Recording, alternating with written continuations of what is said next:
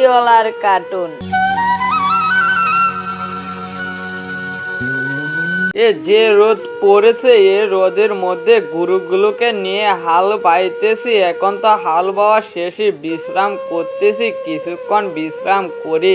কিন্তু গরুগুলোকে এভাবে আমি এই রোদের মধ্যে কিভাবে হাল বাবো? না, আর কিছুক্ষণ বসি। যদি আবার কিস্তিওয়ালা বাসায় যেয়ে দেখে যে আমি নাই, তাহলে কি বান হয় কে জানে। কিন্তু এই রোদের মধ্যে এই গরুগুলোকে নিয়ে আমি কোথায় যে যাব? না, কিছুক্ষণ অপেক্ষা করি, রোদটা খুরুক, তারপর আমি গরুগুলোকে নিয়ে যাব। এটা বলে সেখানে সে রেস্ট করতেছে। কিস্তি কিস্তি, যারা যারা কিস্তি নিয়েছেন সবার কিস্তি নিয়ে আসেন। রফিক, বাড়িতে আসো, বাড়িতে আসো, তোমার কিস্তি দেওয়ার সময় হয়েছে, বাসা থেকে বের হও। তুমি তো কিস্তি দিতেই চাও না, আজ কিস্তিটা দাও, তা না হলে হবে না।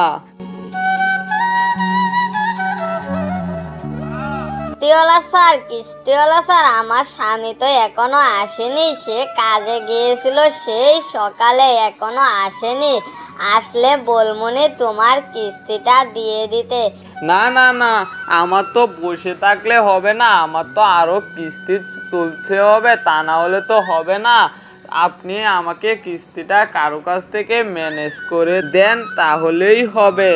না না, আমি কিস্তি কিভাবে ম্যানেজ করে দেব বলো? আমাকে তো কেউ কিস্তি দেবে না, কারণ আমরা তো গরিব, কারো কাছ থেকে কিছু ধার চাইলে দেবে না। আপনি বরঞ্চ আজ চলে যান, আগামী সপ্তাহে আপনাকে আমি এ কিস্তি এবং কি আগামী সপ্তাহের কিস্তি দুইটা মিলিয়েই দেব। না না, কিস্তি দিতেই হবে। তাহলে অপেক্ষা করেন। না, অপেক্ষা করতে পারবো না, তবুও দেখে যদি চলে আসে। কিছুক্ষণ পর সে অপেক্ষা করে চলে গেল।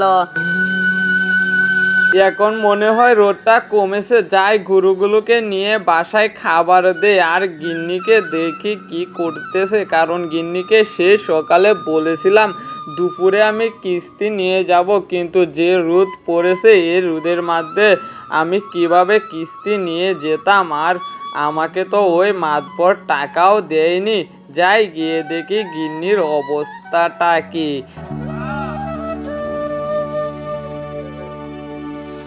ও গিন্নি, গিন্নি, বের হয়ে এসো। তুমি কি ঘরে আসো নাকি? হ্যাঁ গো, আমি তো ঘরেই ছিলাম, কিন্তু কিস্তিওয়ালা এসে আমাকে যা ইচ্ছা তাই বলেছে। তুমি নাকি কিস্তি দাও না, আমাকে বলেছে আজকেই কিস্তি দিতে, কিন্তু তোমার কথা বলেছে সেই সকালে বের হয়ে গিয়েছিল, এখনো আসেনি, কিন্তু কিছুক্ষণ অপেক্ষা করে চলে গেছে। এখন যদি আগামী সপ্তাহে আসে তাহলে দুইটা কিস্তি কিভাবে দেবে? তুমি যে কিস্তি না দিয়েই চলে গেলে। হ্যাঁ, আমি চলে যেতাম না, কিন্তু যেতে হয়েছে, কারণ আমার কাছে কোনো টাকা নেই। কারণ ওই মাতবর আমাকে টাকা দেয়নি, তার কাছে ফসল বিক্রি করেছিলাম। টাকাটা যদি দিয়ে দেয় তাহলে কিস্তিটা পরিশোধ করে আবার কিস্তি তুলে ফসল কিনবো, সেই ফসল কিনে খেতে লাগাবো, তারপর আবার আমাদের অনেক টাকা লাভ হবে। আচ্ছা ঠিক আছে, গরুগুলোকে খাবার দাও এবং কি তুমিও খেতে এসো, পরিশ্রম করে এসেছো তো। আচ্ছা ঠিক আছে। তখন সে গরুকে খাবার দিল এবং কি সেও খাবার খেতে চলে গেল। চলে গিয়ে সে খাবার খেয়ে রেস্ট করতেছে।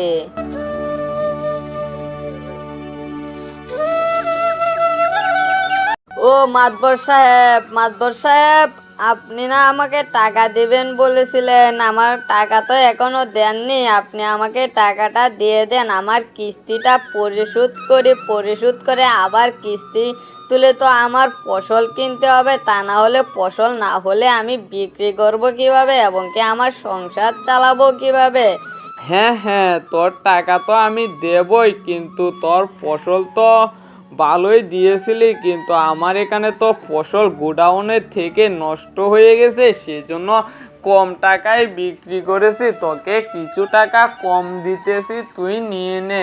হ্যাঁ মাতবর সাহেব, আপনি আমাকে কম দিলে কিভাবে হবে? আমি তো ফসল ভালোই দিয়েছিলাম, আপনি গোডাউনে রেখে নষ্ট করেছেন। এখন আমি কি করতে পারি? আমাকে যদি সঠিক দাম না দেন তাহলে কিস্তি দেব কিভাবে এবং কি ফসলি চাষ করব কিভাবে? না না, আমার কাছে আর টাকা নেই, তুই এই টাকা নিলে নেন, তা না হলে তোর ফসল তুই ফিরিয়ে নে।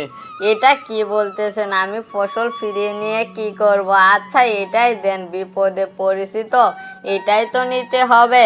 তখন সেই টাকা নিয়ে সে বাসায় চলে গেল।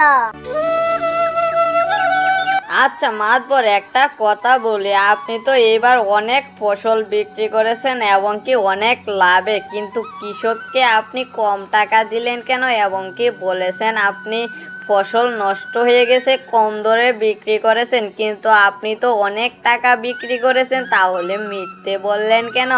হ্যাঁ হ্যাঁ, এটাই যদি তুই বুঝতি তাহলে তো তুই মাতবর হতি, মাতবর কি আর আমি হতাম? এসব তুই বুঝবি না, তুই বুঝলে তো ভালোই হতো। তাই তো মাতবর, আপনার মাথায় তো অনেক বুদ্ধি, নিশ্চয়ই আপনি একটা কিছু করেছেন, সেজন্যই হয়তো আপনি বলেছেন এটা। আচ্ছা এসব কথা বাদ দে।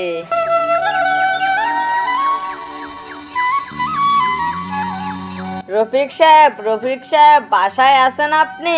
হ্যাঁ হ্যাঁ, আমি বাসায় আছি, তুমি দাঁড়াও, আমি আসতেছি।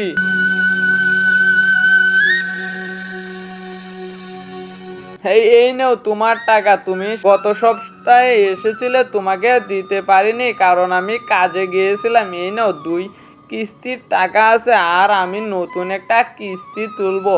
হ্যাঁ, তোমাকে কিস্তি দিলে তো তোমাকে কোম্পানি দেবে না, কারণ তুমি ঠিক মতো টাকা দাও না।